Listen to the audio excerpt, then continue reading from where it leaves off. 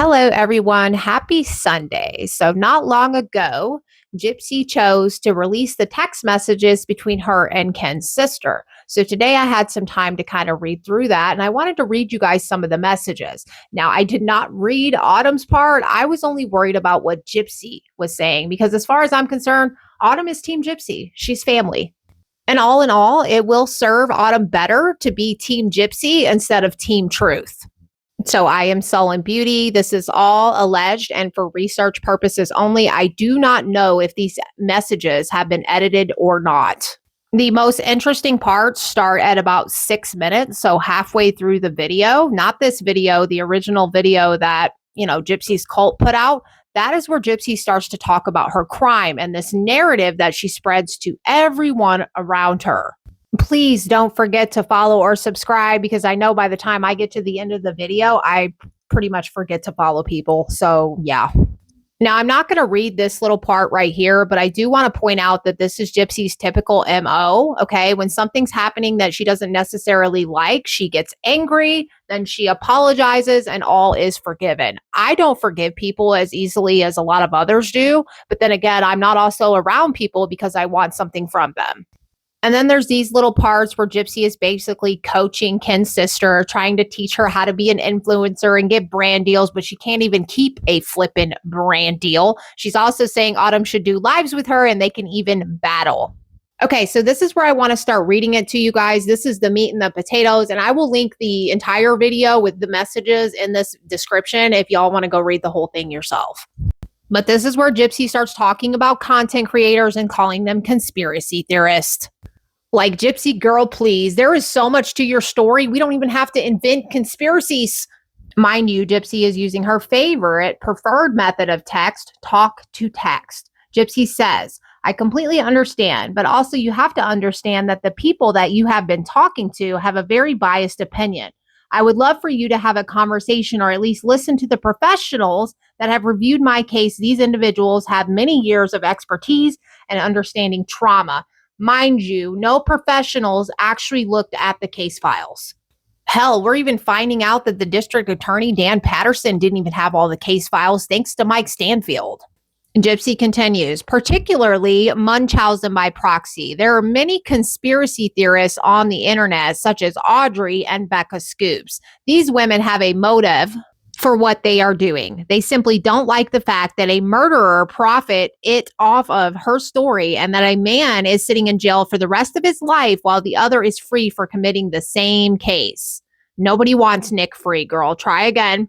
She says the only difference is I didn't physically carry out the crime. They believe Nick should be free, which is absolutely insanity to me. Many of the inconsistencies in my interviews have been because I have been being interviewed through the course of the last 10 years. And in those 10 years, I have come to learn more knowledge about my past than I knew before by speaking with family members, looking at my own medical records, and so on and so forth. So if an interview took place back in 2017, I learned new information that would change how I answer the same question present day. The creators you talk with call that inconsistencies or lies or changing story. Okay, so what I'm already gathering is that Gypsy is still clinging on to the fact that she didn't commit the actual crime or the jabbing. She doesn't consider herself a murderer. But in the United States, the person that plans the crime gets more time, literally in almost every single case.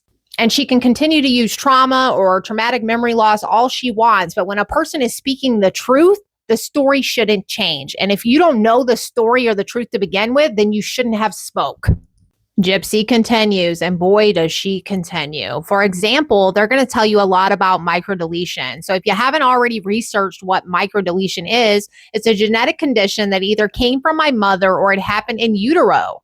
I think it's so crazy that Gypsy's just passing off these stories like she does to the public. Like, you're not treating this person like their family. Gypsy continues, I have seen a genetic specialist, and the specialist explained to me that some of the conditions that I have, such as microcephaly, a smaller head than average, as well as a lazy eye, is attributed to this condition. But I thought you were unaffected. However, I do not suffer from seizure disorder, mental delays, or muscle weakness. Then why did it take you 5 years to pass the GED? Muscular dystrophy is a progressive disorder, not one that can disappear as soon as the mother is dead. I'm sorry to be so blunt, but that's just facts. The woman that you have surrounded yourself with will tell you that microdeletion was the cause for all of the procedures that I had done to me. Therefore, they claim it was necessary. However, Munchausen by proxy does not mean that a child cannot have a pre existing condition.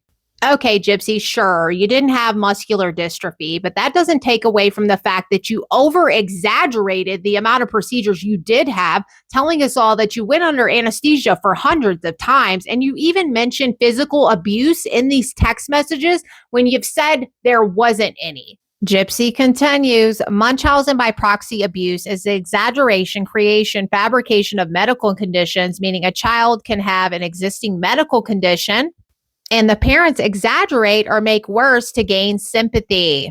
Girl, if that's not exactly what you did before and after prison, you have welcomed yourself into a community that does not believe that Munchausen by proxy exists. So that right there is a bold-faced lie. Yeah, it exists, just not in your scenario, Gypsy. So stop lying to people. This genetic condition can be passed on to every child that I have. Baby A have been tested and came back negative, so every child that I have has a 50-50 chance of getting it. Baby A got lucky, she does not have it, which I have an issue with that too, that you carried on still having a baby knowing that there was a 50-50 chance. Gypsy continues, that's why if your brother and I want to have another child, we are going to have to go through IVF. You should have did that the first time. Aside from medical abuse, I'm sorry, but hitting your child, punching your child is not normal. There it is. Not only physical abuse, but psychological abuse happened. There are many in the anti-Gypsy community that will convince you that Dee Dee was innocent.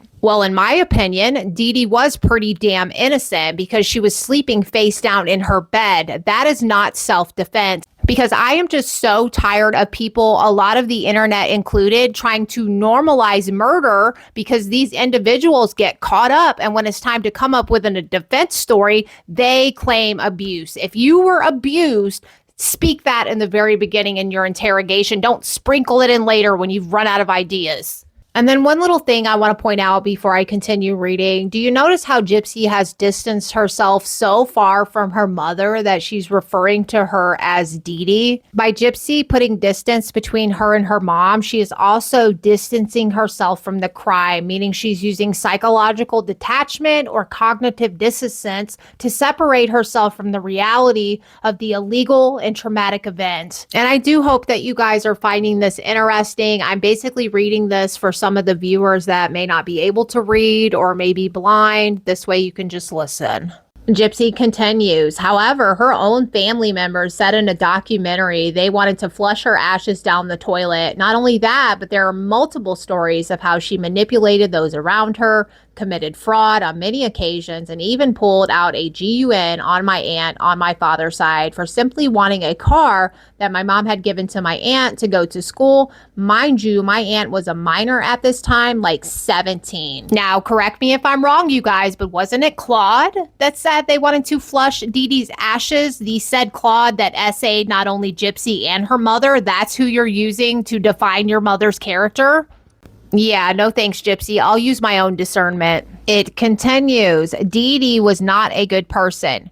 Did she deserve to die? No. She deserved prison time for sure, but I will never sit here and say that Dee Dee deserved to die. I know you have been on many anti-Gypsy panels. Would you be open to coming to a pro-Gypsy panel?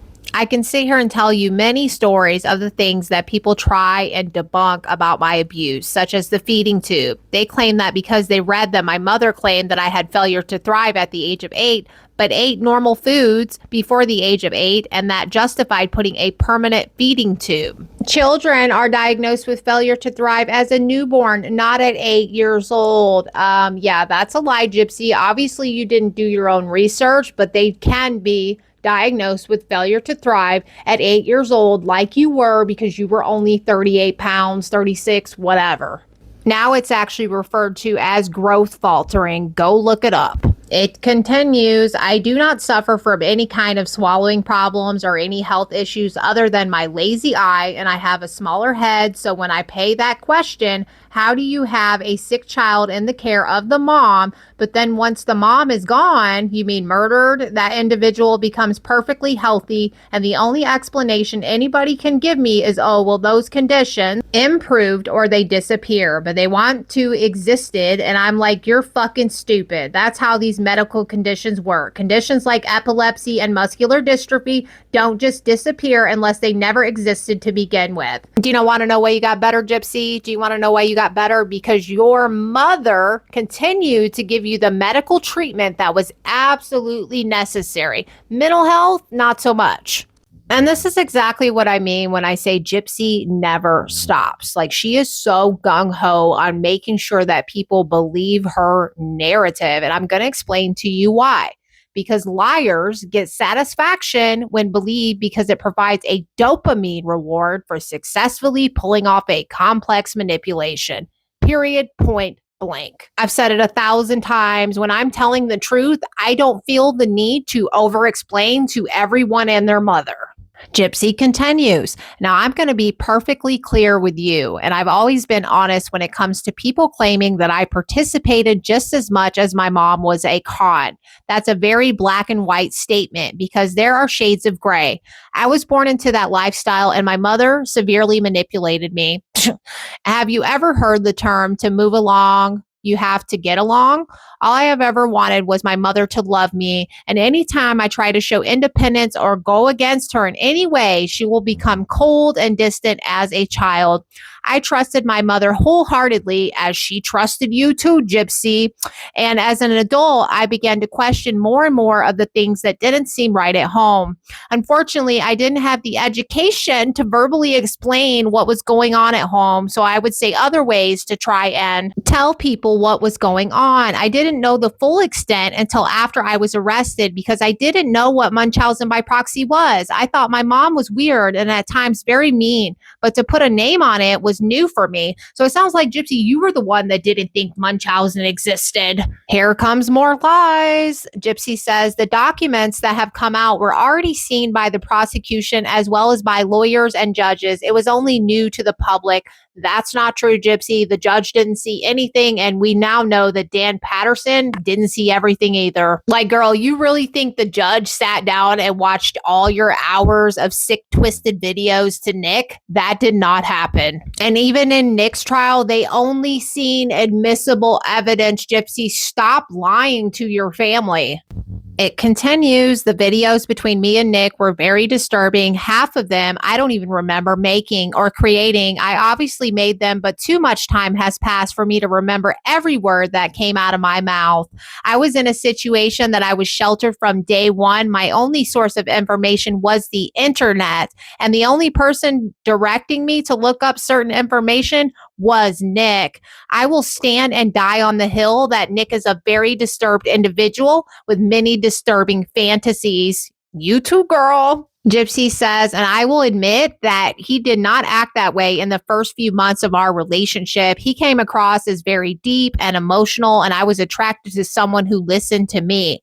It wasn't until we were deep into a relationship online that he revealed to me a lot of his darker fantasies. You mean like when you started manipulating him to kill your mom? Yeah, I would say at that point, let's just let it all hang out. And told me about him being a vampire. And keep in mind, I grew up with a mother who claimed she was a witch. So believing in vampires, witches, and werewolves was not that far out, considering that all I knew was TV shows and fantasy movies. I am very deeply appalled at the things that I said in one particular certain video. The 13-year-old daughter video is absolutely disgusting. And I'll never say that it was okay, but I will say that somewhere in the Facebook messages, he instructed me to say those things. I have yet to find that, Gypsy. Did you delete that part? Recover it.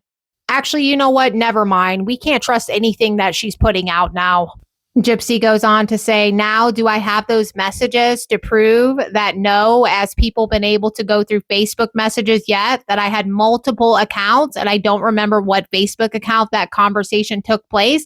That is not one of my fantasies. In fact, having become a mother now, I would literally go back to prison if anybody would touch my child. I think PDFs are disgusting and they should have the electric chair as a punishment. And I'm very certain that that is a perfectly reasonable thing to say because I will never agree with hurting a child. I did and said whatever he wanted to play along with his game. I was in the same cycle that I was with my mother with him. The only difference is my mother wanted an eternal child and Nick wanted an eternal slut slave. And I was trying to play the part for both of them. Okay, Gypsy Rose. So, is there ever a time you're not playing a part? She goes on to say that the FOIAs are simply everything that was reviewed in my case. Wrong again. And to be perfectly frank, some of the videos between me and Nick should have never been released. All right, you guys, I'm going to go ahead and cut it here. We are at 15 minutes. Definitely leave a comment if you want me to continue reading this stuff. I can do a part two. Bye.